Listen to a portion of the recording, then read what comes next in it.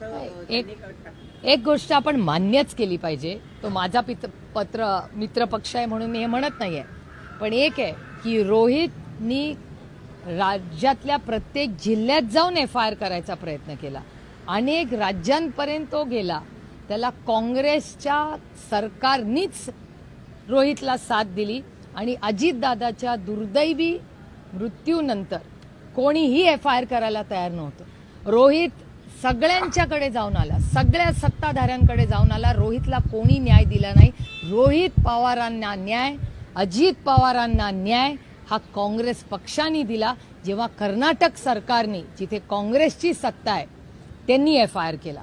त्याच्यामुळे मी नुसतं सुप्रिया सुळे म्हणून आणि अजित पवारची बहीण म्हणून नाही, पण जे अजित पवार प्रेमी आहेत, दादाला न्याय द्यायचं पहिलं पाऊल हे कोणी केलं तर ते रोहितच्या पुढाकाराने कर्नाटकच्या काँग्रेस सरकारने केलं. मी जाहीरपणे राहुल गांधींचेही आभार मानते, कारण रोहित राहुल गांधींकडे गेला आणि राहुल गांधींनी तेव्हा सांगितलं कुठलंच महाराष्ट्राचं सरकार घेत नसेल तर मी माझ्या सरकारांना सांगतो जिथे आपल्या विचाराचं सरकार आहे, आणि त्यांनी कर्नाटकाला फोन केला, तिथून मदत झाली. त्याच्यामुळे कर्नाटक सरकार, राहुल गांधी आणि काँग्रेस पक्ष आणि रोहित पवार या सगळ्यांनी एकत्र काम करून दादाला पहिला न्याय कोणी दिला तर तो ह्या सगळ्या टीमनी केला. हे आपल्याला मान्यच करावं लागेल. थँक्यू. थँक्यू.